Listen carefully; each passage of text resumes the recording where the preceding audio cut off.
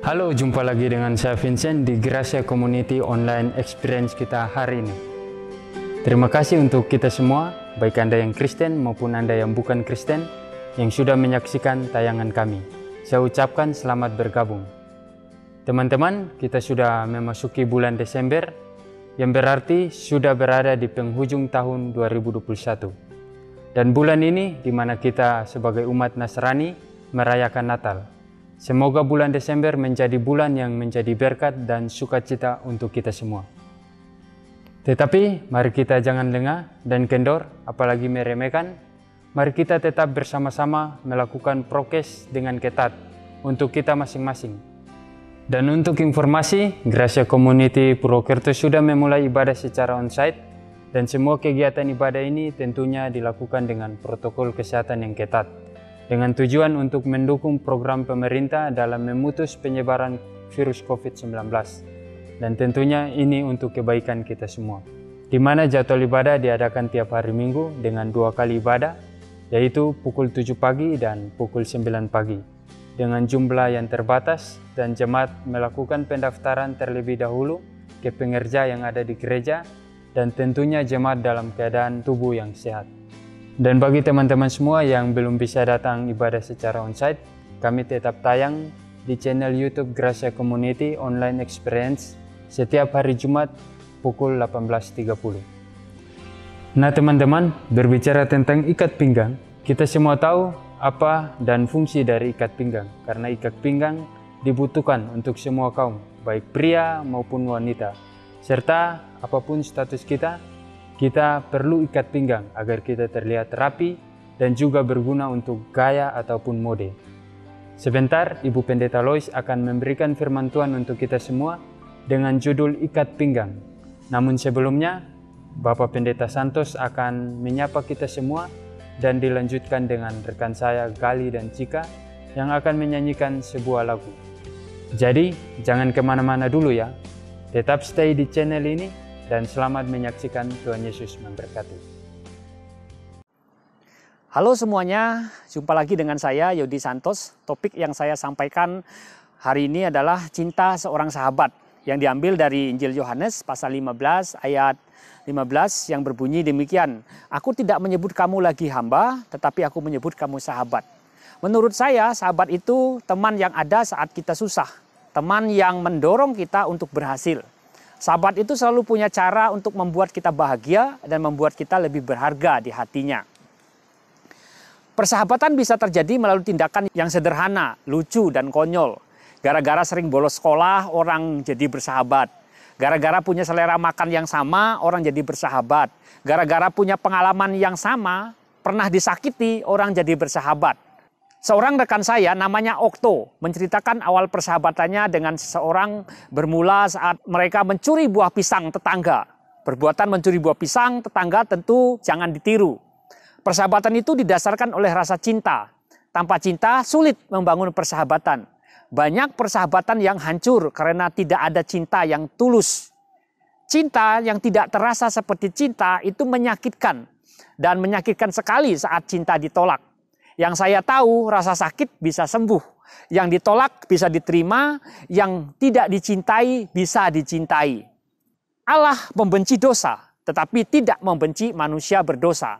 Allah itu kasih dan mengasihi manusia. Walaupun manusia tidak mengasihi Allah, Allah memilih mengasihi manusia. Bahkan rela menyerahkan nyawanya melalui pengorbanan Yesus di kayu salib untuk menjadi sahabat orang berdosa. Allah mau menjadi sahabat yang baik bagi manusia meskipun manusia tidak baik.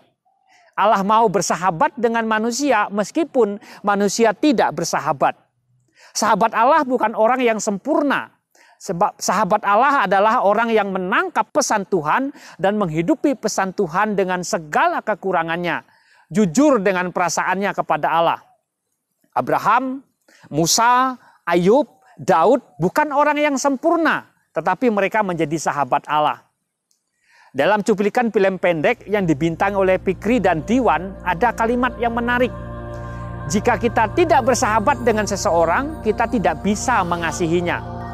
Alasan Yesus bersahabat dengan kita manusia berdosa, karena Yesus mengasihi kita.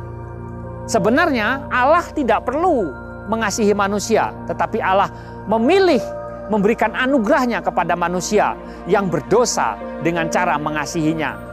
Baik yang Kristen maupun yang non-Kristen, sama-sama orang berdosa, diberi anugerah yang sama oleh Allah, sama-sama dikasih oleh Allah, sama-sama menerima anugerah Allah. Allah menyatakan anugerahnya agar manusia mengalami anugerah dan memiliki relasi dengan Allah. Kita dijadikan sahabat supaya kita menjadi sahabat bagi orang lain yang meneladani Yesus untuk menjadi reflektor kasih Allah yang memancarkan kasih Allah bagi orang lain. Ajakan saya, mari kita bersahabat dan menjadi sahabat. Menjadi sahabat bisa dimulai dengan aksi saling mengirim roti dan makanan. Datang, kunjungi, dan doakan sahabat kita. Banyak sahabat yang menanti uluran tangan dan perhatian kita. Yesus adalah sahabat yang baik. Ia peduli dan mengasihi kita semua. Amin. Tuhan Yesus memberkati. Kasih-Mu sungguh tak terbatas buat setiap kami.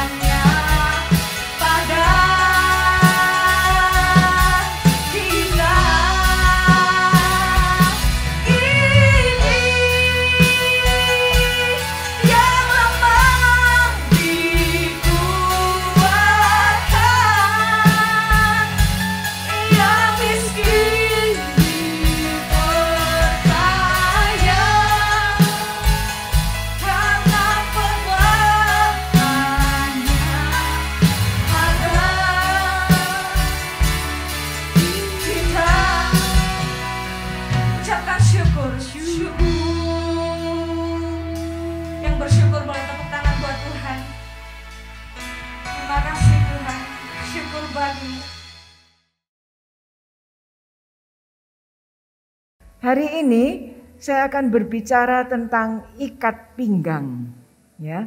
Tentang ikat pinggang. Ikat pinggang itu apa sih? Sabuk itu loh, ya.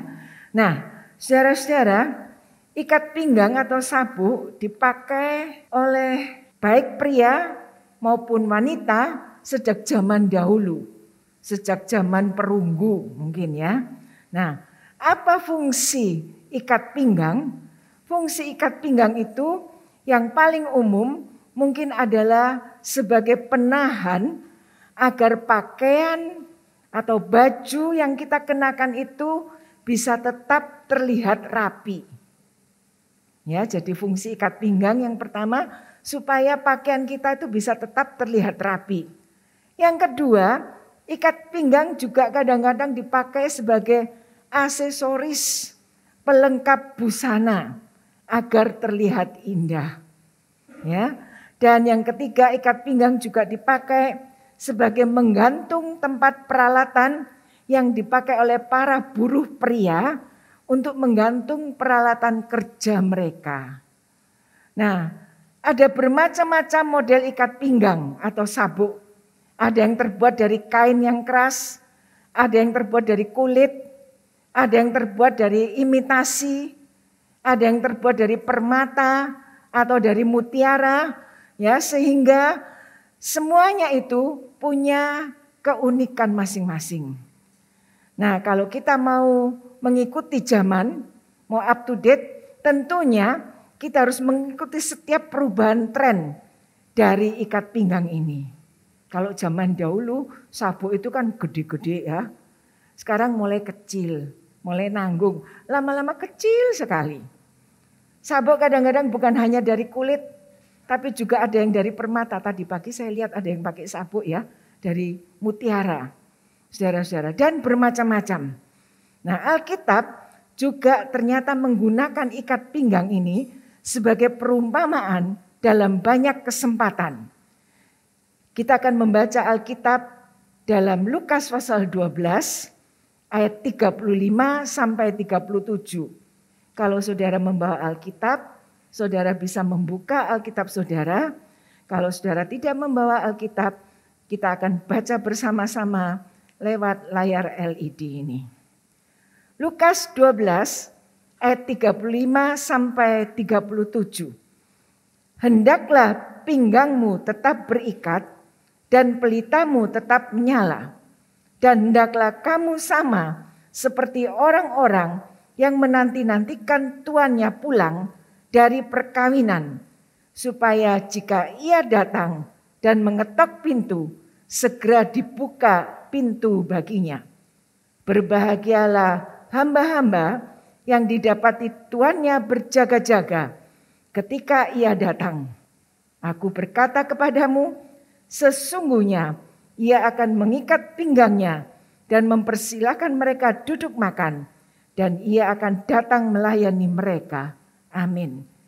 Di sini kalau kita membaca ayat-ayat ini, Tuhan Yesus menyampaikan pesan untuk kita semua yang intinya kita harus waspada, harus berjaga-jaga, harus selalu siap sedia setiap saat. Mengapa? Karena kita tidak tahu kapan Tuhan akan datang. Kita tidak tahu waktunya, kapan Tuhan akan menjemput kita. Bisa lewat kematian atau lewat kedatangan Tuhan yang akan mengangkat kita hidup-hidup. Saudara-saudara, waspada merupakan sebuah tindakan mawas diri. Sehingga kita tidak boleh terbuai atau terlena dalam satu kesenangan atau sesuatu hal yang membuat kita lupa akan Tuhan. Hal yang sering luput dari perhatian kita adalah penggunaan kata ikat pinggang yang dikaitkan dengan pentingnya berjaga-jaga, pentingnya hidup selalu waspada. Sikap kewaspadaan itu diingatkan Tuhan dalam menyikapi dan mengisi hidup dengan iman yang benar, dengan iman yang hidup. Seseorang yang pinggangnya tetap berikat dan pelitanya tetap menyala adalah seorang hamba yang selalu siap melakukan pelayanan, bisa memaknai hidup dan waktunya. Kalau kita membaca ayat-ayat tadi, fungsi ikat pinggang adalah sebagai tanda kesiapsediaan dalam keadaan yang tetap terjaga. Siap sedia dan terjaga dalam hal apa?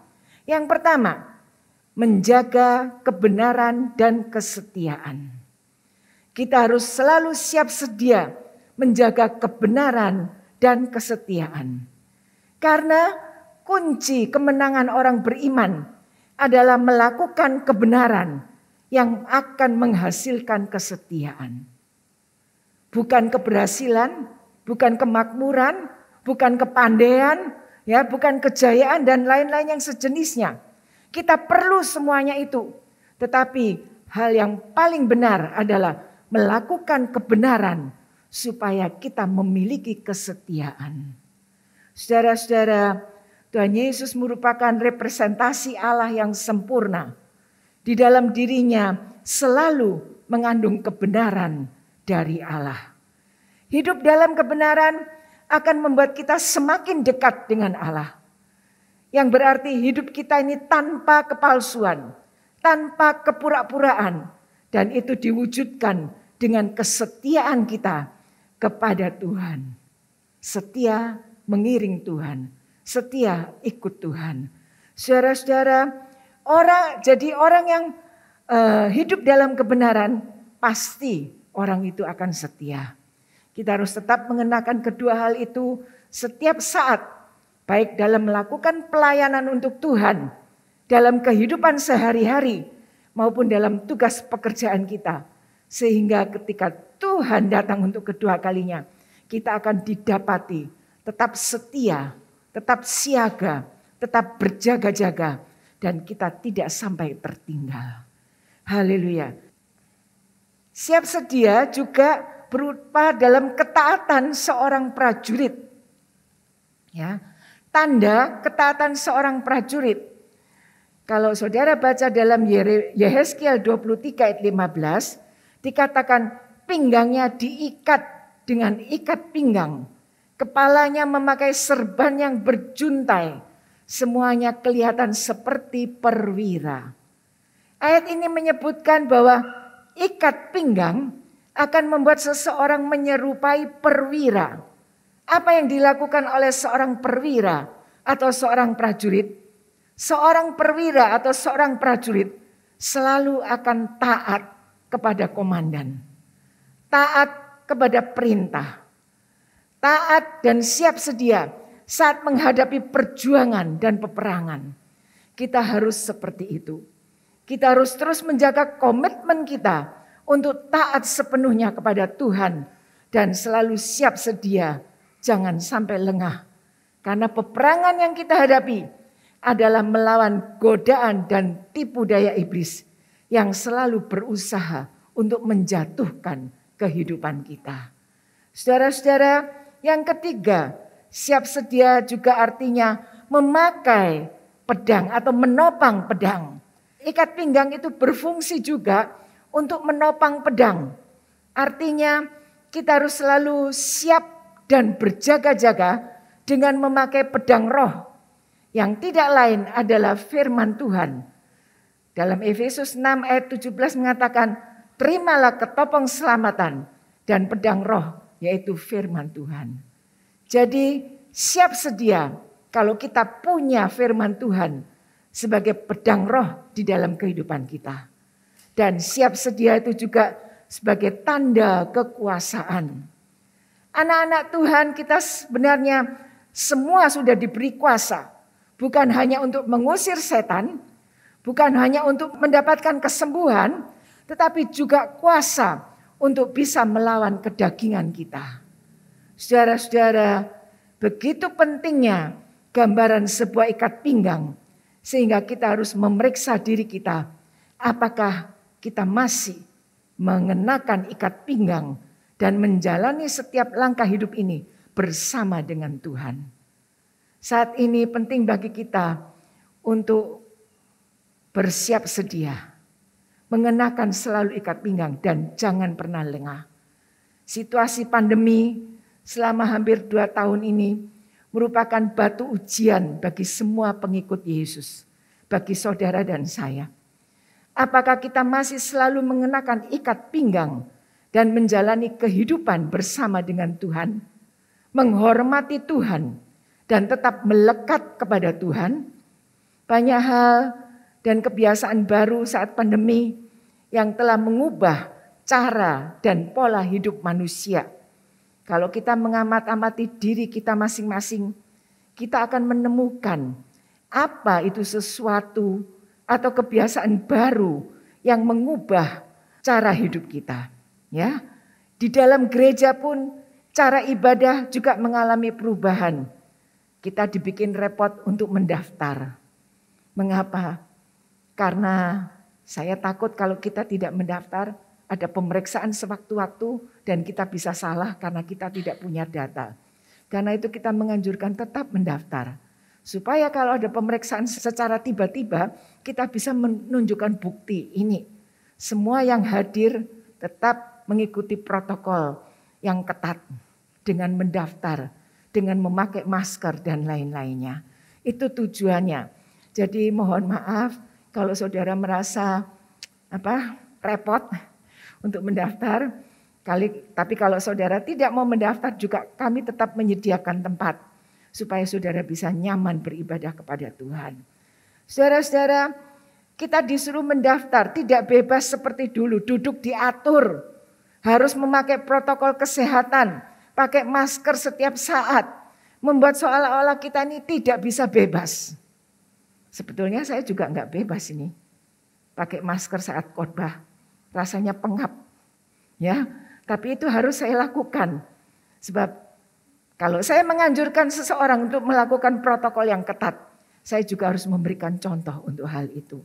Saudara-saudara, mungkin Natal dan Tahun Baru kali ini juga tidak bisa seperti tahun-tahun lalu. Karena PPKM ketiga akan dilaksanakan mulai 24 Desember sampai 3 Januari yang akan datang. Tetapi jangan khawatir. Para volunteer gereja ini telah memikirkan Natal terbaik bagi jemaat GCC di Purwokerto. Bagi kita semua, ya.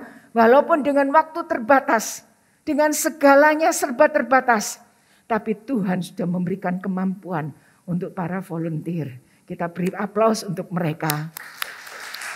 Tetapi satu hal yang penting, jangan sampai sesuatu yang baru membuat kita lengah, membuat kita tidak semangat lagi untuk Tuhan. Dan saya mau ingatkan, berbahagialah orang yang tetap setia dan mengandalkan Tuhan. Amin. Haleluya. Berbahagialah orang yang tetap setia dan mengandalkan Tuhan.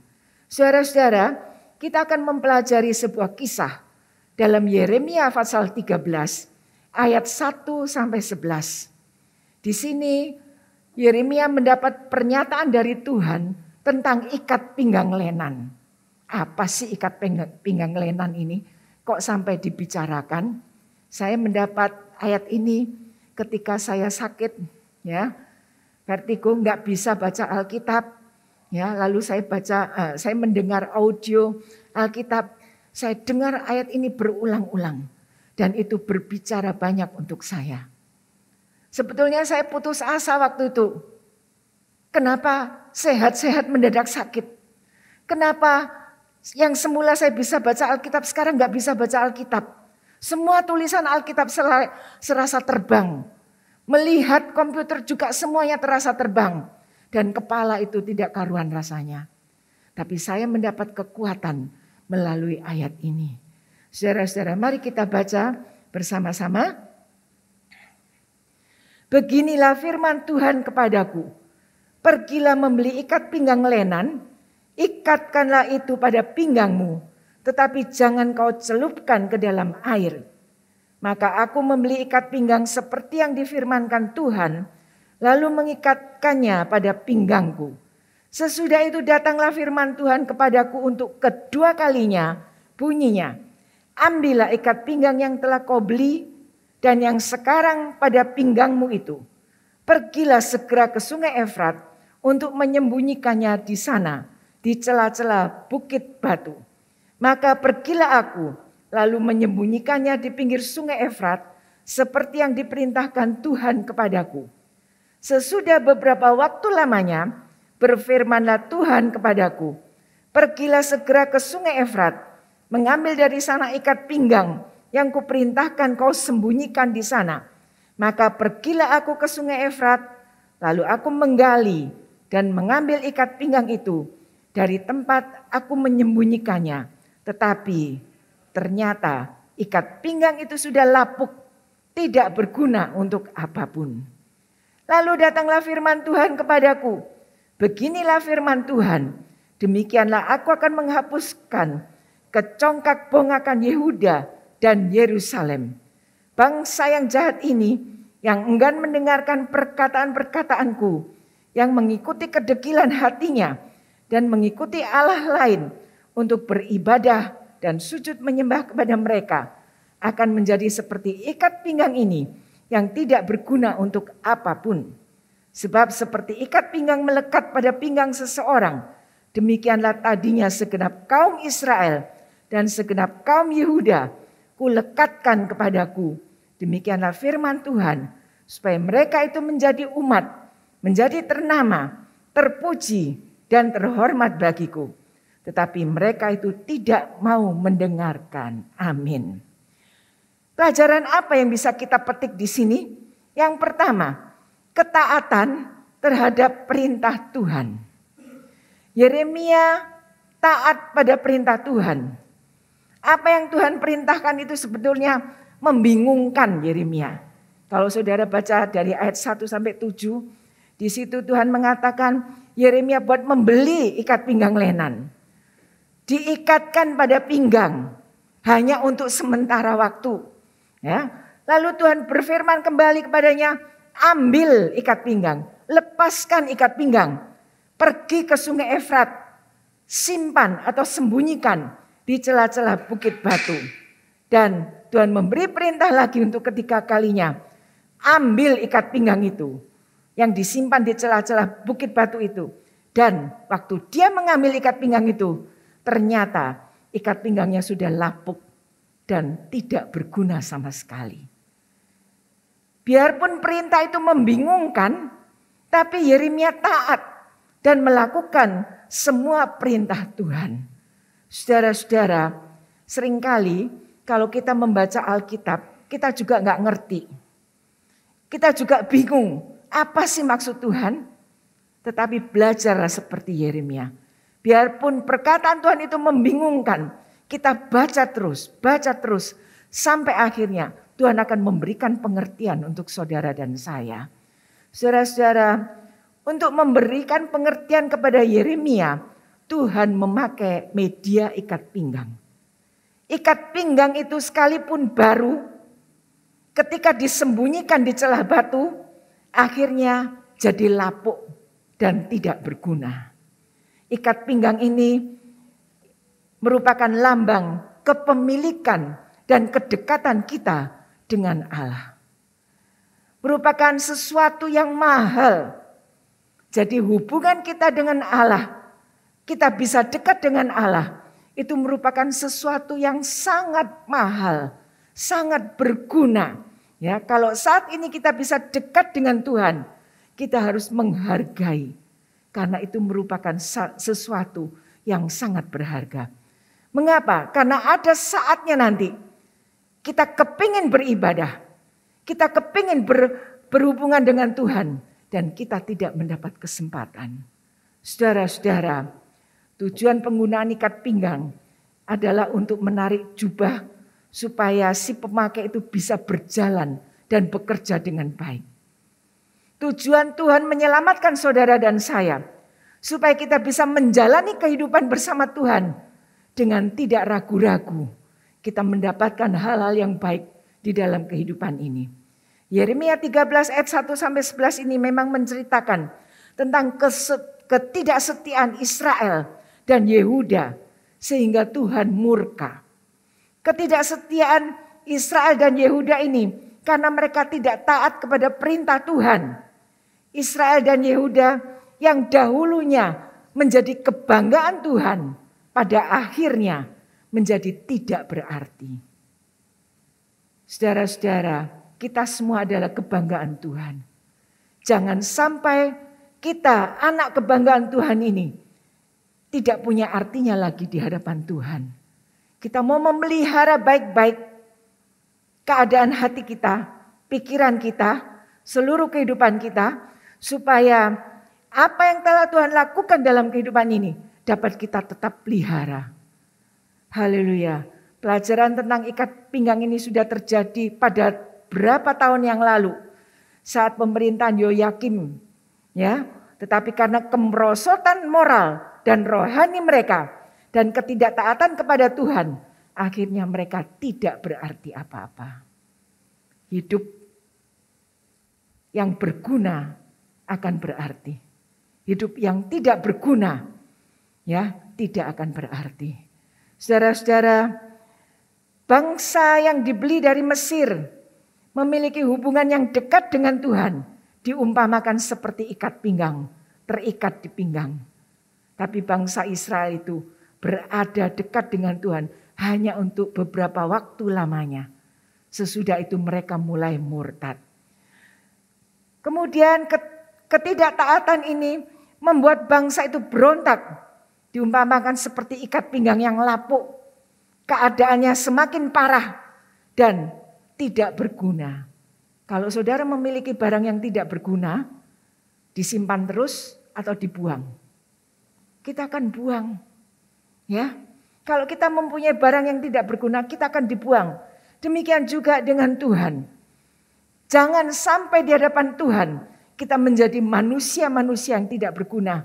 Tapi marilah kita mau menjadi orang-orang yang berguna bagi kerajaan surga. Ketidaktaatan terhadap perintah Tuhan membuat kita mengalami kerugian-kerugian. Membuat kita mengalami kemerosotan moral. Membuat kita mengalami kemerosotan rohani yang dalam. Sehingga akhirnya hidup kita habis dan tidak diteruskan lagi. Haleluya. Yang kedua, dengar firman Tuhan. Mendengar firman Tuhan dengan benar. Ya. Apa yang menjadi sebab mereka tidak mau mendengar firman Tuhan dengan benar? Dikatakan kecongkak bongakan. Artinya kedegilan hati, kekerasan hati, kesombongan, keangkuhan. Sehingga mereka tidak bisa dinasehati oleh firman Tuhan. Dan bukan hanya itu, mereka juga mendua hatinya. Hatinya bercabang, mengikuti Allah lain. Ya, berarti tidak ada ketulusan dalam mengikut Tuhan. Orang yang tidak tulus tidak dapat mengikut Tuhan dengan benar. Karena motivasinya juga tidak benar.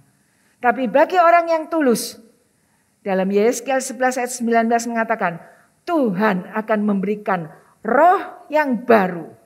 Memberikan hati yang baru. Dan akan dijauhkan dari hati yang keras.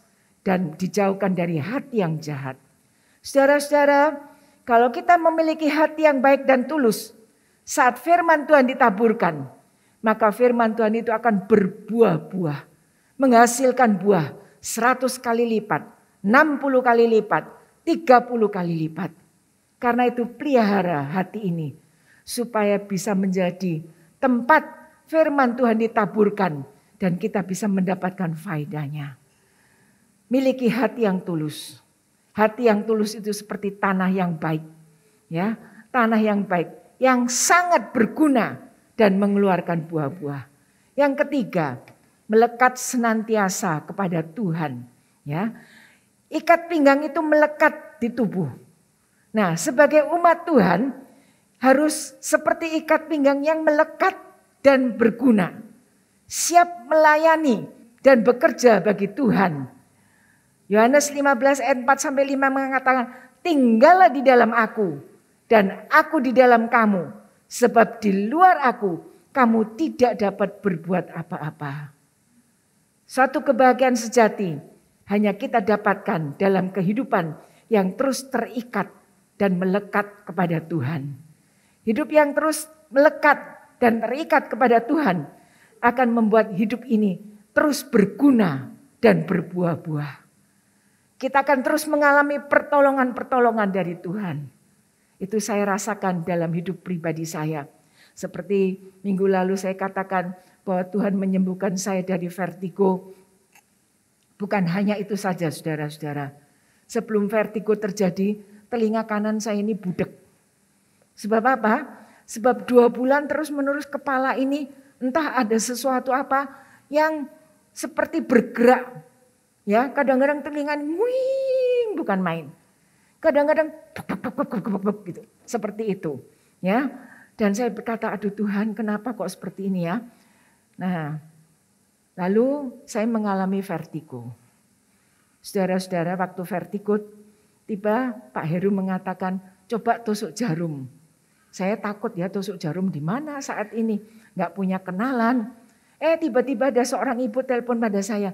Coba tante tusuk jarum dengan orang ini namanya. Dia sebutkan namanya.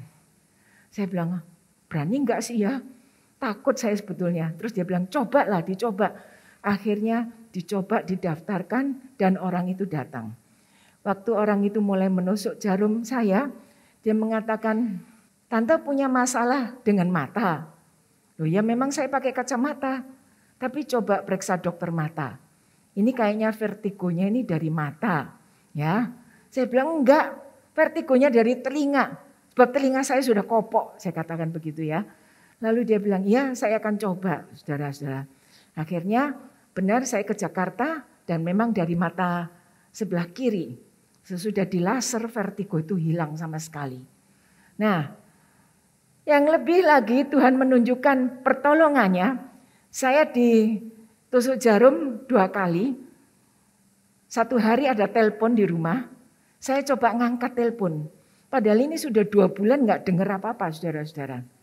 Lalu saya ngangkat telepon. Loh kok bisa dengar ya? Nggak sengaja saya angkat telepon pakai telinga sebelah kanan. Loh kok bisa dengar ya telinga saya?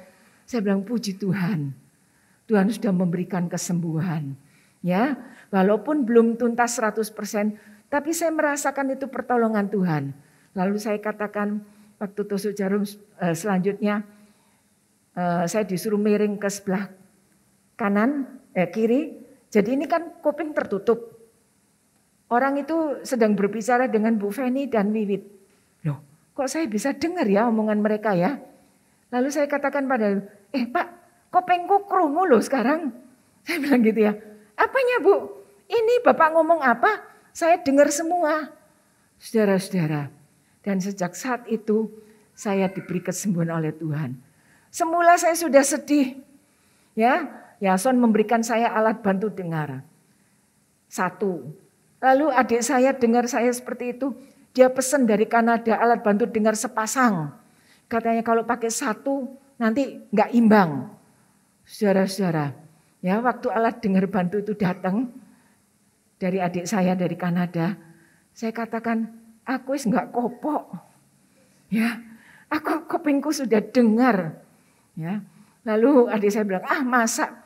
Terus saya bilang, iyalah, masa orang gagah-gagah gini kok kopok? Saya bilang gitu, saya nggak mau kopok.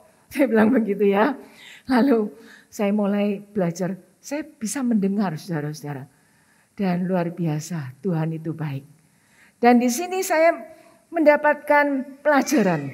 Kalau kita melekat benar-benar dengan Tuhan, ya, kalau kita melekat benar-benar dengan Tuhan, Tuhan memperhatikan apa yang kita butuhkan. Tuhan memperhatikan apa yang menjadi kebutuhan kita, keperluan kita. Saudara-saudara, saya mendapat kesaksian dari banyak orang yang kupingnya enggak jelas. Dia mengatakan apa? Susahnya setengah mati, penuh kecurigaan, seringkali salah paham katanya. Saya bilang kok bisa sih? Saya kok enggak? Oh kamu belum ngalami sebab kamu belum kopok benar. Saya bilang puji Tuhan kalau saya enggak kopok benar. Dia bilang apa?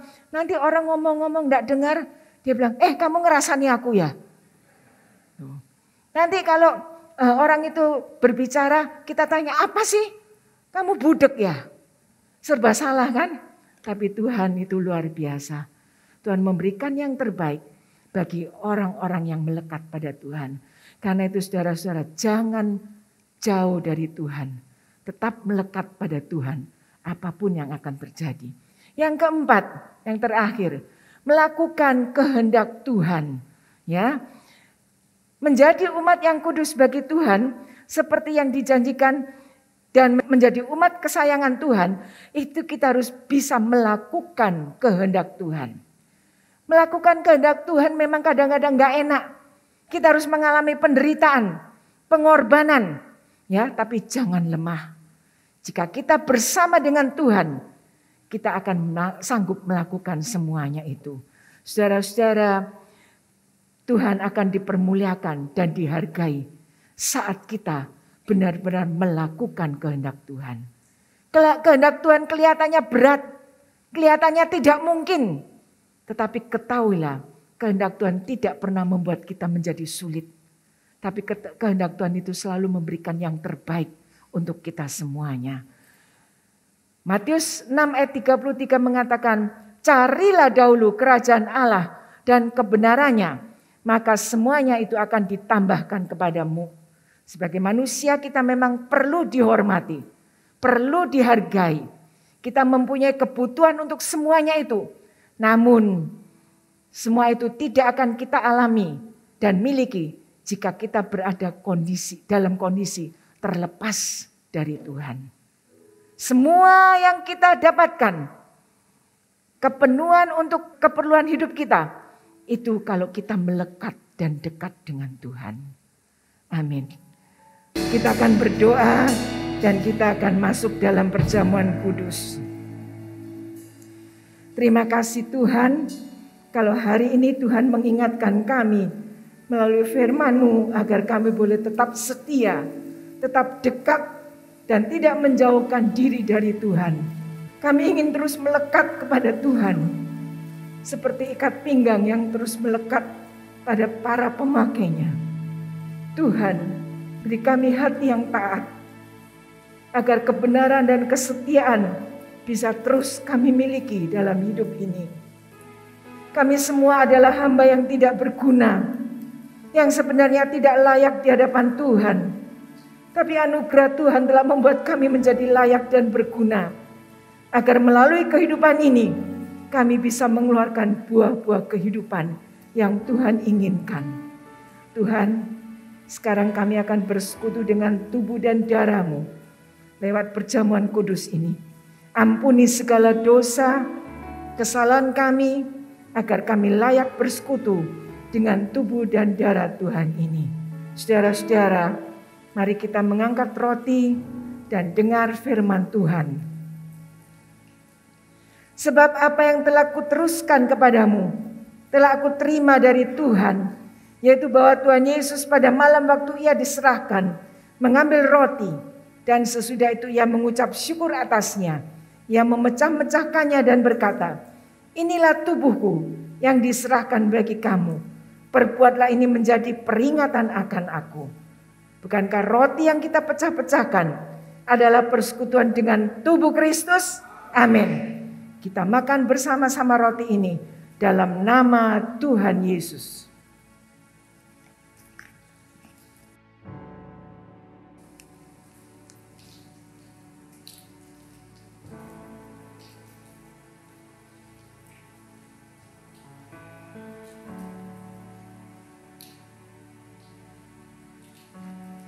Kita angkat cawan ini bersama-sama dan demikian firman Tuhan. Demikian juga Ia mengambil cawan sesudah makan lalu berkata, cawan ini adalah perjanjian baru yang dimeteraikan oleh darahku. Perbuatlah ini setiap kali kamu meminumnya menjadi peringatan akan aku. Sebab setiap kali kamu makan roti ini dan minum cawan ini, kamu memberitakan kematian Tuhan sampai Ia datang. Bukankah cawan pengucapan syukur yang atasnya kita ucapkan syukur adalah persekutuan dengan darah Kristus? Amin. Kita minum anggur ini bersama-sama dalam nama Tuhan Yesus.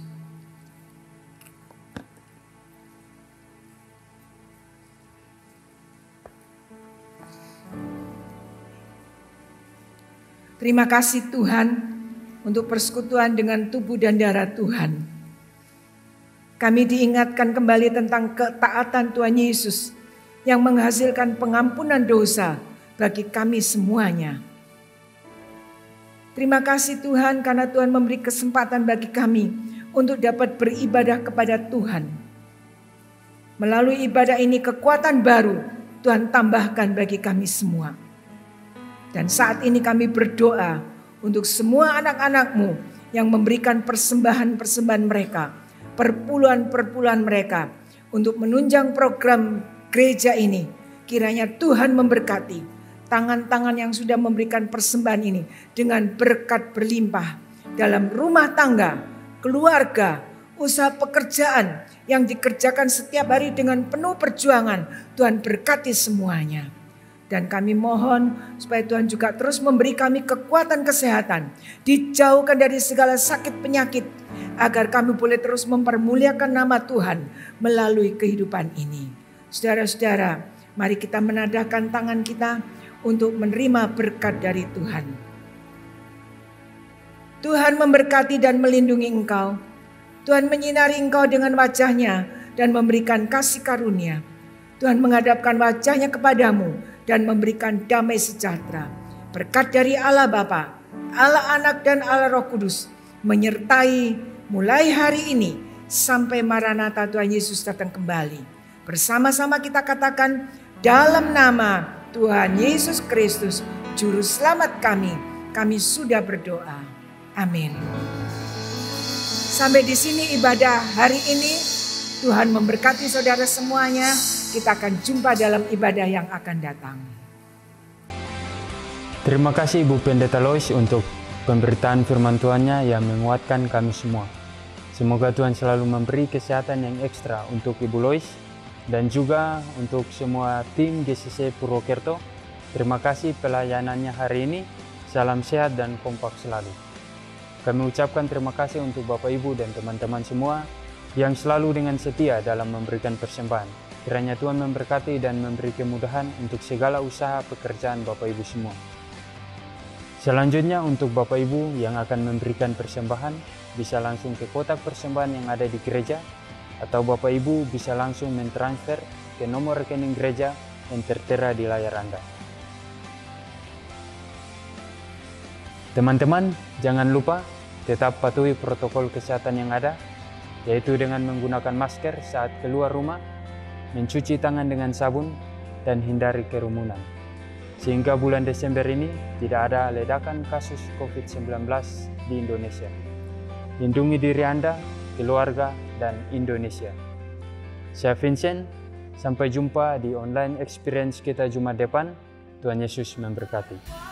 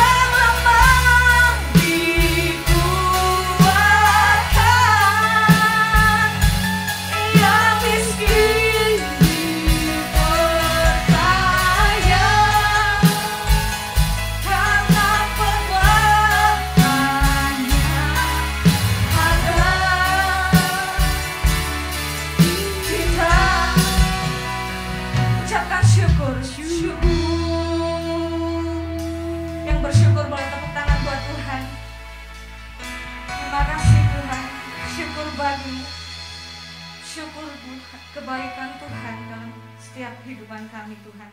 Kami tahu betul